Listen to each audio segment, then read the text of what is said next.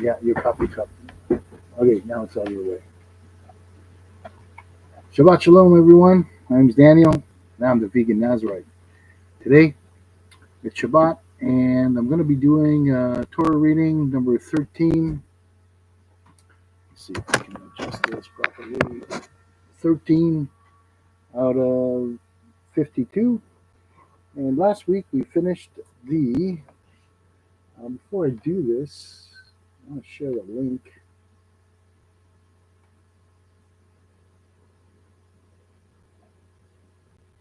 I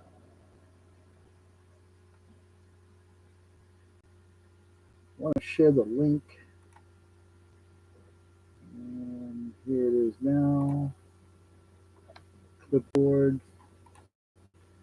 Bear with me. I'll just do my post on Reddit. So if some people decide to tune in, maybe not, but might be a new chapter and actually get viewers. So let me edit the link.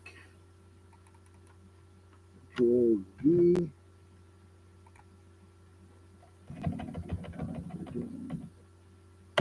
13. We're doing this week Shemot.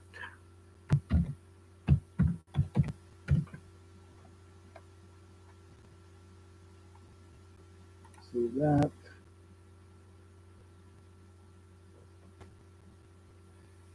posted.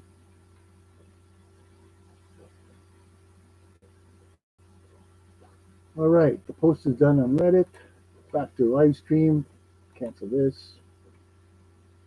And if you guys are wondering why you're seeing a profile, it's because my camera is actually my laptop, but my screen is actually to the right of me. So you'll see a little profile instead. And what are we at here? 10:49. So last week we finished Genesis.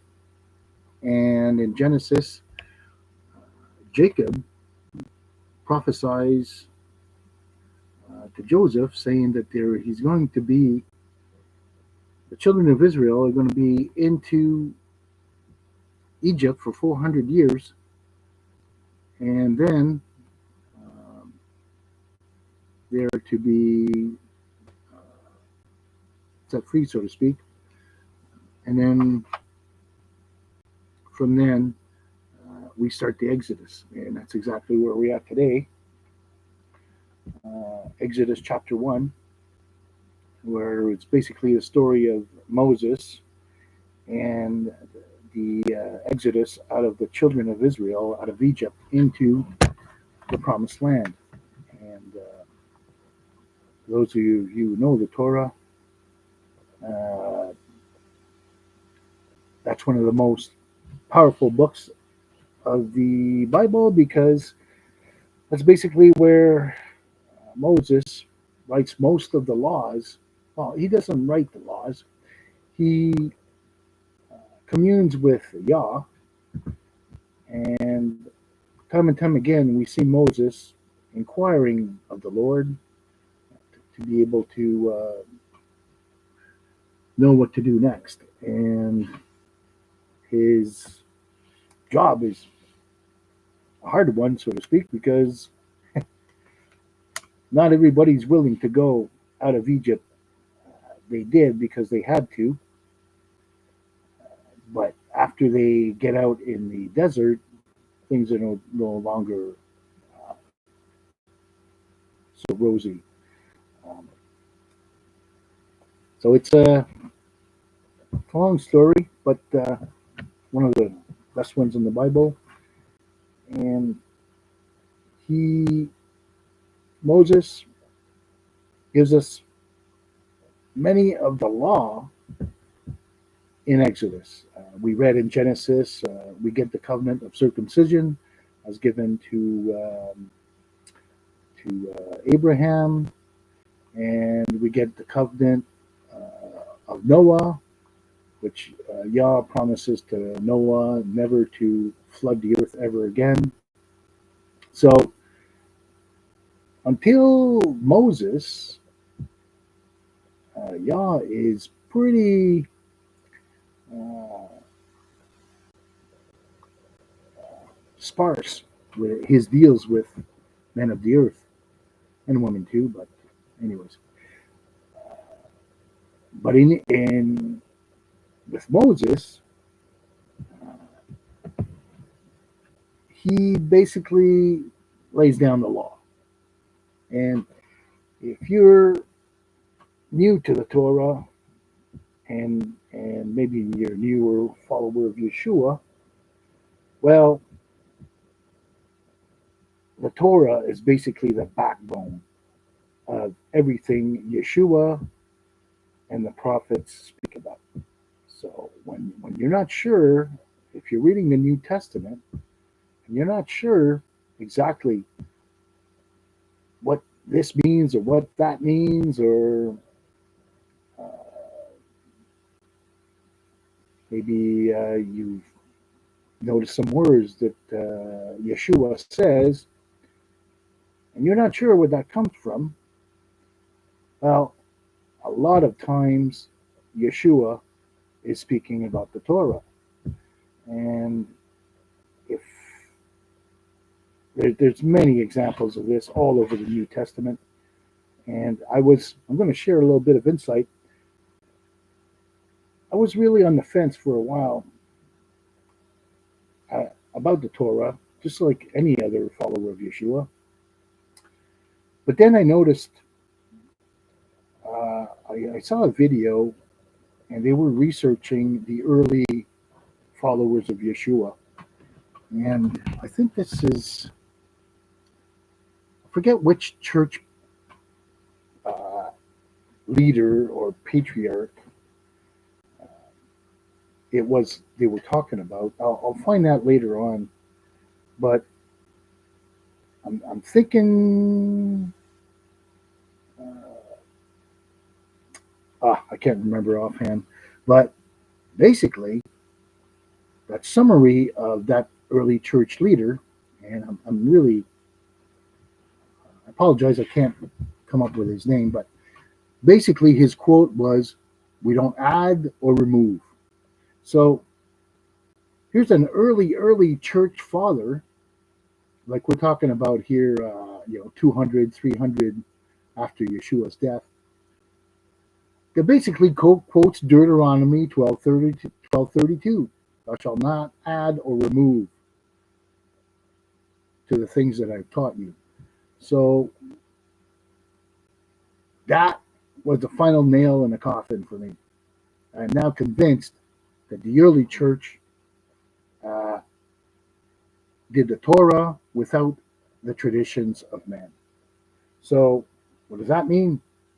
It means do the commands, but don't add or remove to them. And personally, I think this is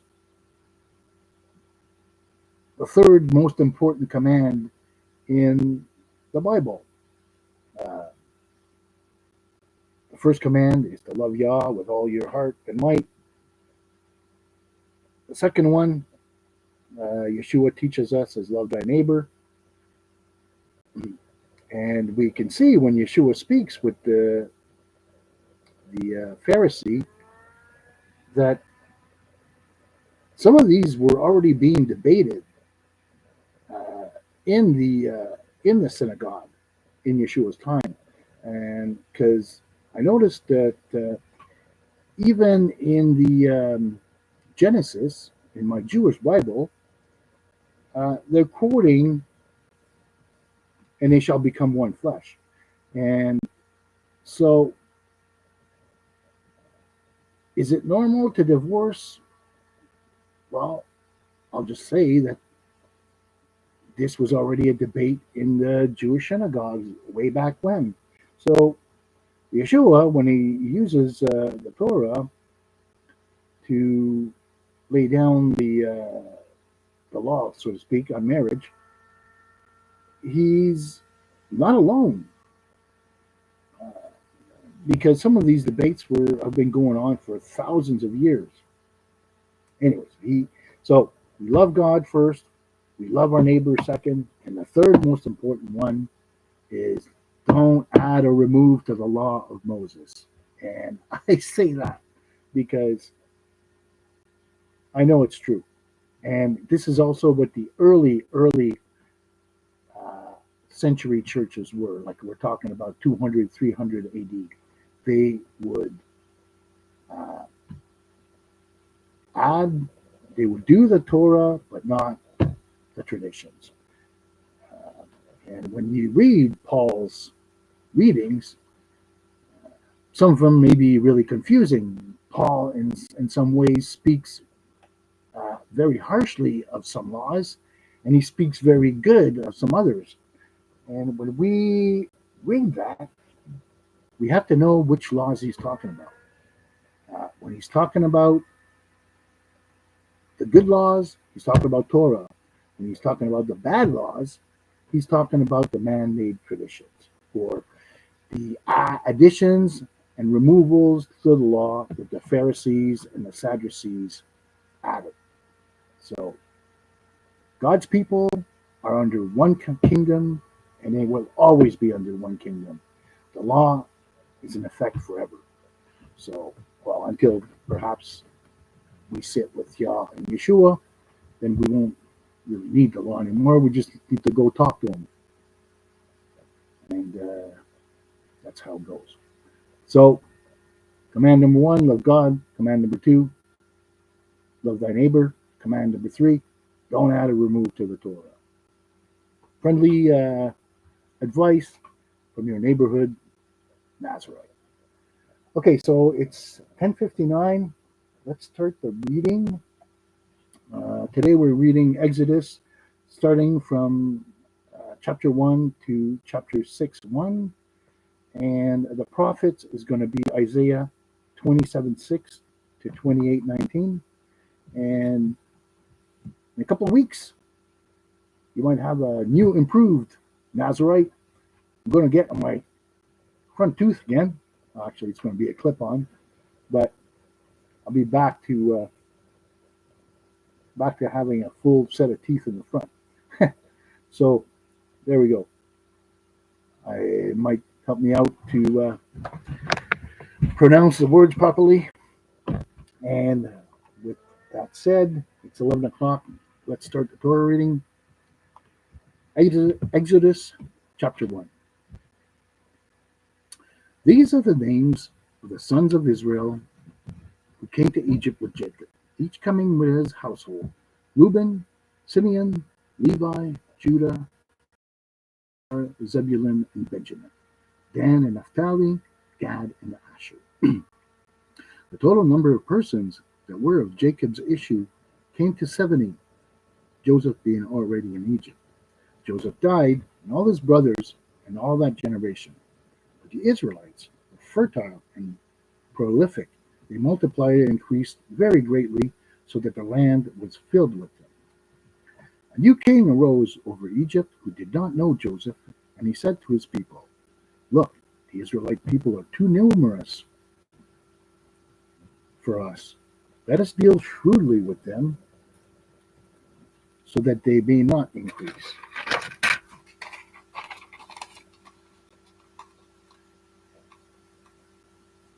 Otherwise, in the event of war, they may join our enemies in fighting against us and rise from the ground.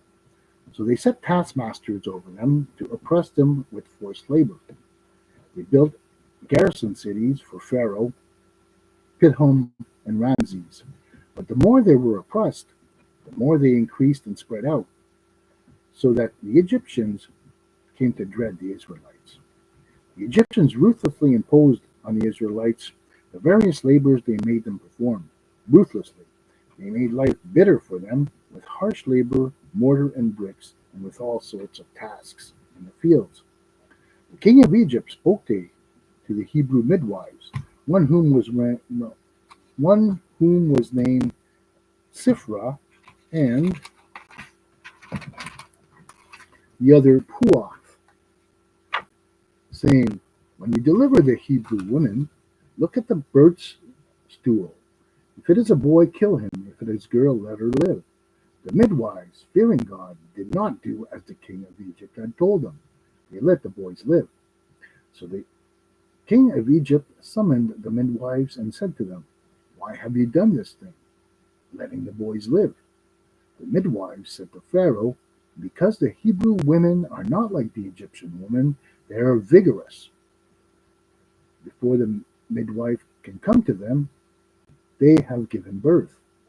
And God dealt with the midwives, and the people multiplied and increased greatly. And because the midwives feared God, he established households for them. And Pharaoh charged all his people, saying, "Every boy that is born you shall throw in the Nile, but let every girl live." Chapter 2. A certain man of the house of Levi went and married a Levite woman. The woman conceived and bore a son. When she saw how beautiful he was, she hid with him for 3 months.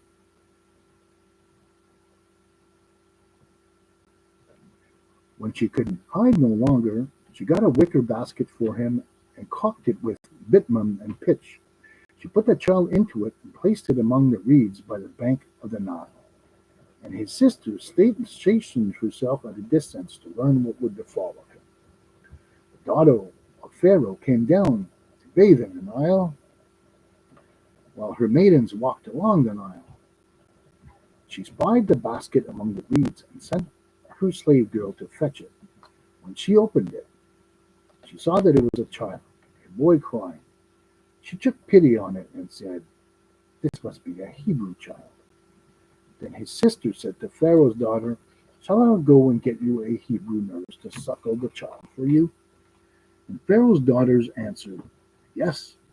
So the girl went and called the child's mother. And Pharaoh's daughter said to her, "Take this child and nurse it for me, and I will pay you your wages." The woman took the child and nursed it. When the child grew up, she brought him to Pharaoh's daughter, who made him her son. She named him Moses, explaining, "I drew him out of the water." Sometime after that, when Moses had grown up, he went out to his kinfolk to witness their labors. He saw an Egyptian beating a Hebrew, one of his kinsmen. He turned this way and that, and seeing that no one about, he struck down the Egyptian and hid him in the sand.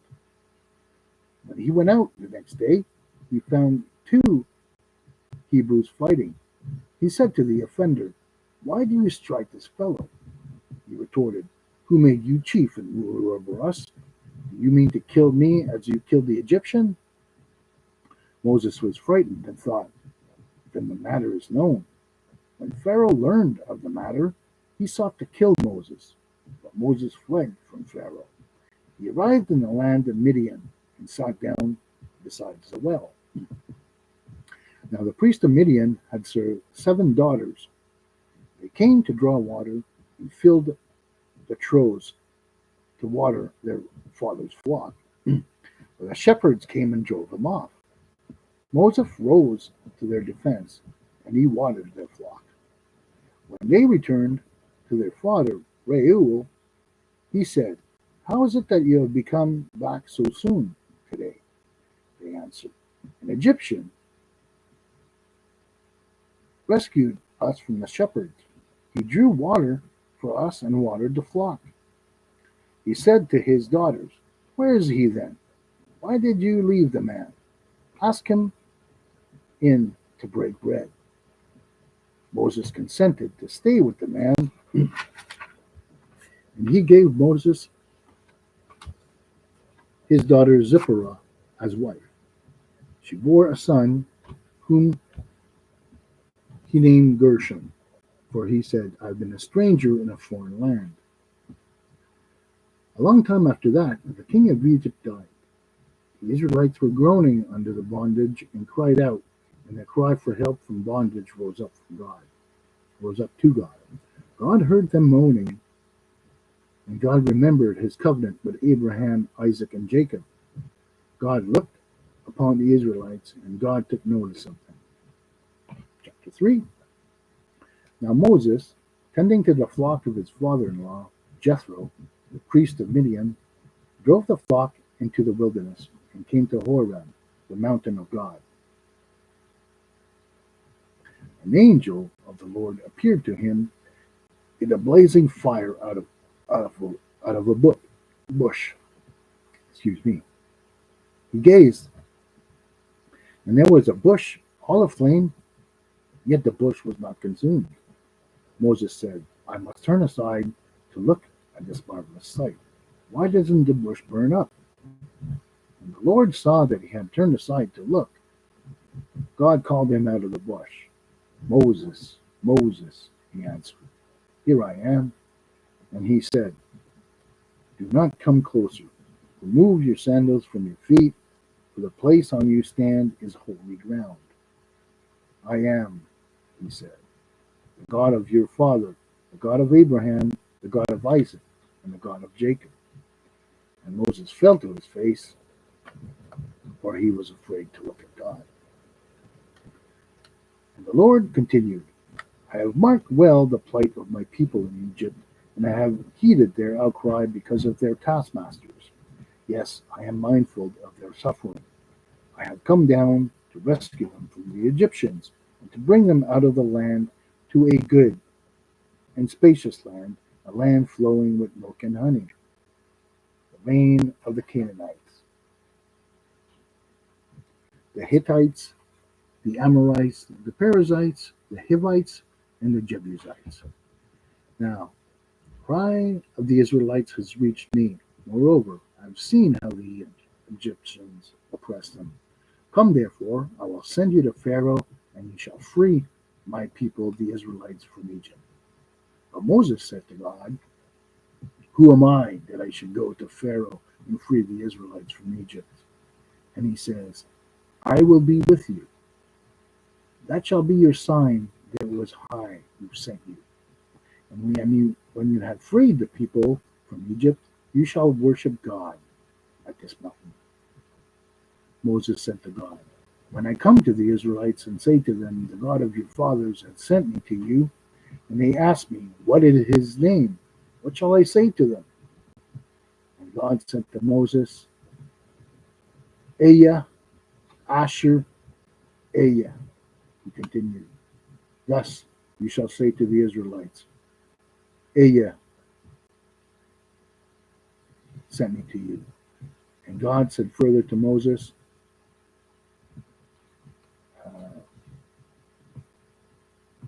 thus shall you speak to the Israelites. The Lord of the God of your fathers, the God of Abraham, the God of Isaac, and the God of Jacob, has sent me to you. This shall be my name forever. This is my appellation for all eternity. Go and assemble the elders of Israel and say to them, Lord, the God of your fathers, the God of Abraham, Isaac, and Jacob, has appeared to me and said, I have taken note of you and of what is being done to you in Egypt, and I have declared, I will take you out of the misery of Egypt to the land of the Canaanites, the Hittites, the Amorites, the Perizzites, and the Hivites, and the Jebusites, to a land flowing with milk and honey. They will listen to you. Then you shall go with the elders of Israel to the king of Egypt, and you shall say to him, the Lord, the God of the Hebrews, manifested himself to us.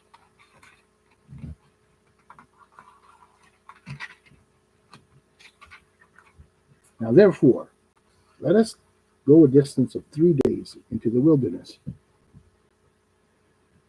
to sacrifice to the Lord our God. Yet I know that the king of Egypt will let you go only because of a greater might. So I will stretch out my hand and smite Egypt with various wonders which I will work upon them. After that he shall let you go, and I will dispose the Egyptians favorably towards his people, so that when you go, you will not go empty-handed. Each woman shall borrow from her neighbor, and her lodger in her house objects of silver and gold, clothing, and you shall put these on your sons and daughters, thus stripping the Egyptians. Chapter 4. But Moses spoke up and said, "What if they do not believe me, and they do not listen to me, but say, 'The Lord did not appear to you'?" The Lord said to him, "What is that in your hand?" And he replied, "A rod." He said, "Cast it out onto the ground." He cast it on the ground, and it became a snake. And Moses recoiled from it. But the Lord said to Moses, "Put on your hand and grasp it by the tail." He put on his hand and seized it, and it became a rod in his hand, that they may believe that the Lord, the God of their fathers, the God of Abraham, the God of Isaac, and the God of Jacob, did appear to you. The Lord said to him further, "Put your hand into your bosom." He put his hand into his bosom, and when he took it out, his hand was encrusted with snowy scales. And he said, "Put your hand back in your bosom." Put his hand back up into his bosom, and when he took it out of his bosom, there it was again, like the rest of his body. And they did not believe. And if they do not believe you, or pay heed to the first sign, they will believe the second. And if they are not convinced by both these signs, and still do not heed you, take some water from the Nile and pour it on the dry ground. And it, the water that you take from the Nile, will turn up to blood on the dry ground. But Moses said to the Lord, "Please, O Lord, I have never been a man of words, either in times past or now, that you have spoken to your servant. I am slow of speech and slow of tongue." And the Lord said to him, "Who gives man speech? Who makes him dumb or deaf, seeing or blind? Is it not I, the Lord? Now go, and I will be with you as you speak, and will instruct you what to say." But he said, "Please, O Lord, make someone else your agent." The Lord became angry with Moses, and he said, "There is your brother Aaron, the Levite. He, I know, speaks readily. Now, even now he is setting out to meet you, and he will be happy to see you. You shall speak to him and put the words in his mouth, and I will be with you and with him as you speak, and tell both of you what to do. He shall speak for you to the people, thus he shall serve as your spokesman, with you playing the role of God to him. And you with this rod, take with you this rod, which you shall perform the signs." Moses went back to his father-in-law, Jethro, and said to him, "Let me go back to my kinsmen in Egypt and see how they are faring." And Jethro said to Moses, "Go in peace." The Lord said to Moses and Midian, "Go back to Egypt, for all the men who sought to kill you are dead." So Moses took his wife and sons, mounted them on his ass, and went back to the land of Egypt. And Moses took the rod of God with him. And the Lord said to Moses, "When you return to Egypt, see that you perform before Pharaoh all the marvels that I have put within your power. I, however, will stiffen his heart, so that he will not let people go. And you shall say to Pharaoh, 'Thus says the Lord, Israel is my firstborn son. I have said to you, let my son go, and he may worship me.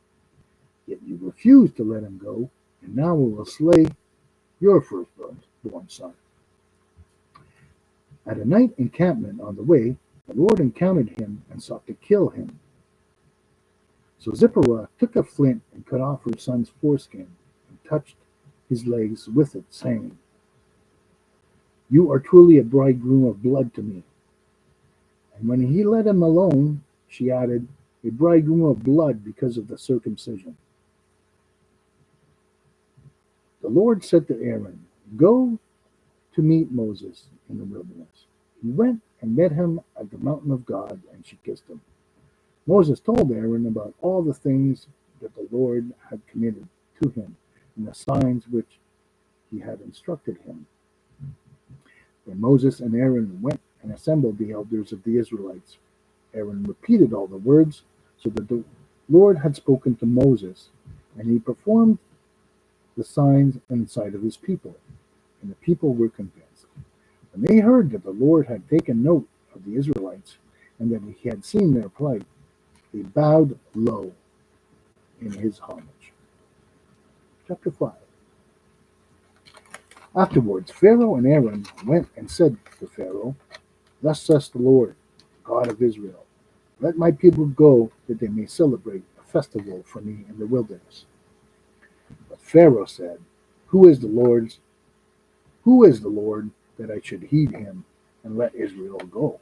I do not know the Lord, nor will I let Israel go. They answered, The God of the Hebrews has manifested himself to us. Let us go, we pray, a distance of 3 days into the wilderness to sacrifice to the Lord our God, lest he strike us with pestilence or the sword. But the king of Egypt said to them, Moses and Aaron, why do you distract the people from their tasks? Go to your labors. And Pharaoh continued, The people of the land are already so numerous, and you would have them cease from their labors? That same day Pharaoh charged the taskmasters and foremen of the people, saying, You shall no longer provide the people with straw for making bricks, as heretofore. Let them go and gather straw for themselves, but impose upon them the same quota of bricks as they have been making heretofore. Do not reduce it, for they are shirkers. This is why they cry, Let us go and sacrifice to our God. Let heavier work be laid upon the men. Let them keep it and pay no attention to deceitful promises. So the taskmasters and foremen of the people went out and said to the people, Thus says Pharaoh, I will not give you any straw. You must go and get the straw yourselves wherever you can find it. But there shall be no decrease in whatever in your work. Then the people scattered throughout the land of Egypt to gather stubble for straw. And the taskmasters pressed them, saying, You must complete the same work assignment each day as when you had straw. And the foremen of the Israelites, whom Pharaoh's taskmasters had set over them, were beaten. Why were they asked, Did you not complete the prescribed amount of bricks, either yesterday or today, as you did before? Then the foremen of the Israelites came to Pharaoh and cried, Why do you deal thus with your servants? No straw is issued to your servants, yet they demand us to make bricks.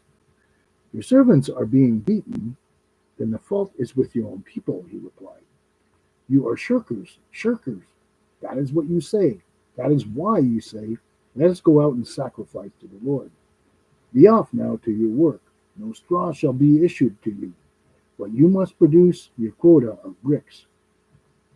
Now the foremen of the Israelites found themselves in trouble because of the order, You must not reduce the daily quantity of bricks. As they left Pharaoh's presence, they came upon Moses and Aaron standing at their path.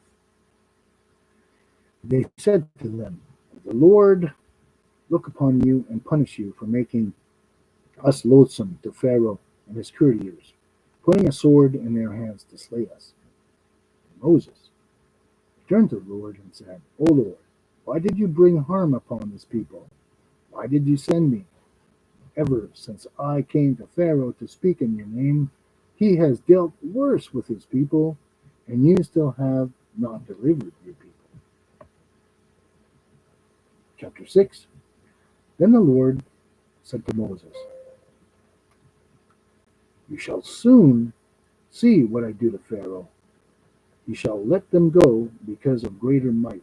Indeed, because of greater might, he shall drive them from his land. And that's the Torah reading for today. Now I'm switching to Isaiah 27, verse 6.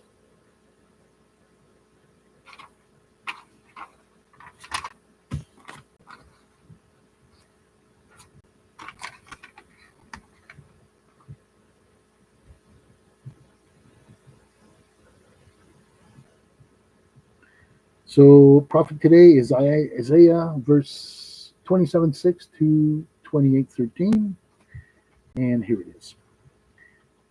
In days to come, Jacob shall strike root, Israel shall sprout out and blossom, and the face of the world shall be covered with fruit. Was he beaten as his beater has been? Did he suffer such a slaughter as his slayers? Assailing them with fury unchained, his pitiless blast bore them off on a day of a gale. Assuredly,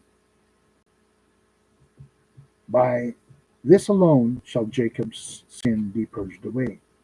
This is the only price for removing his guilt, that he make all the altars stones like shattered blocks of chalk, with no sacred post left standing, nor any incense altar. Thus fortified cities lie desolate, homesteads deserted, forsaken like a wilderness. There calves grave, they lie down and consume its broth. When the crown is withered, they break. Women come and make fires with them, for they are a people without understanding. That is why the Maker will show them no mercy. The Creator will deny them grace, and in that day the Lord will beat out the people like grain from the channel of the Euphrates to the Wadi of Egypt. You shall be picked up one by one, O children of Israel. And in that day a great ram's horn shall be sounded, and strayed who are in the land of Assyria, and he expelled who is the land of Egypt, shall come and worship the Lord on the holy mountain in Jerusalem. Chapter 28. Ah, as the proud crowns of the drunkens of Ephraim, whose glorious beauty is but wilted flowers, on the heads of men bloated with rich food, who are overcome by wine. So my Lord has something strong and mighty, like a storm of hail, a shower of pestilence, something like a storm of massive torrential rain, shall be hurled with force to the ground, trampled underfoot, shall be the proud crowns of the drunkards of Ephraim. The wilted flowers on the heads of men bloated with rich food, that his that are his glorious beauty. They shall be like an early fig before the fruit harvest. Whoever sees it devours it while it is still in his hand. In that day the Lord of hosts shall become a crown of beauty and a diadem of glory for the remnant of people, and a spirit of judgment for him who sits in judgment, and of valor for those who repel attacks at the gate. But these are also muddled by wine and dazed by liquor. Priest and prophet are muddled by liquor. They are confused by wine. They are dazed by liquor. They are muddled in their visions. They stumble in judgment. Ye, the tables are covered with vomit and filth, so that no space is left. To whom would he give instruction? To whom expound a message? To those newly weaned from milk, just taken away from the breast. That same mutter upon mutter, murmur upon murmur, now here, now there. Truly, as the one who speaks to that people in a stammering jargon in an alien tongue, is he who declares to them, this is the resting place, let the weary rest. This is the place of repose. They refuse to listen. To them the word of the Lord is mutter upon mutter, murmur upon murmur, now here, now there. And so they will march. But they will fall backwards and be injured and snared and captured. Well, some pretty stark words there for the priests of the tabernacle. So when I read passages like this, uh, it's amazing to me because the priests, just like Nazarites, were not allowed to drink uh, wine. Uh, I guess they were allowed to drink wine, but certainly not within service of the temple. Uh, Nazarites are not allowed to drink wine at all. Wine at all. So it's amazing to me that the teachers of Israel would go down that low. Uh, and Isaiah now is not just talking about the priests; he's talking about the priest and the prophet are muddled by liquor. Um, Anyways, makes me wonder. These are the words of Isaiah, ladies and gentlemen, and this ends another Torah reading on the Sabbath day. I'm just going to put a quick Shabbat Shalom in the chat.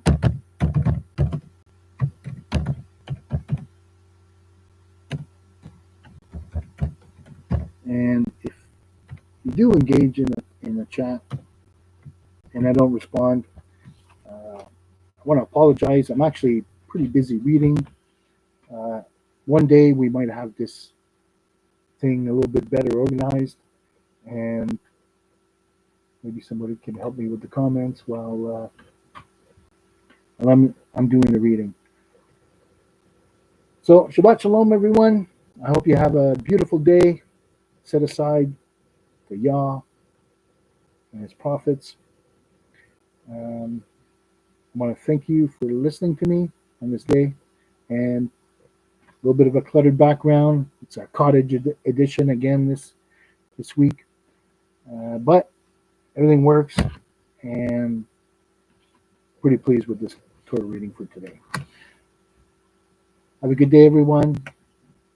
May the Lord, God of Abraham, Isaac, and Jacob, be with you always. Amen.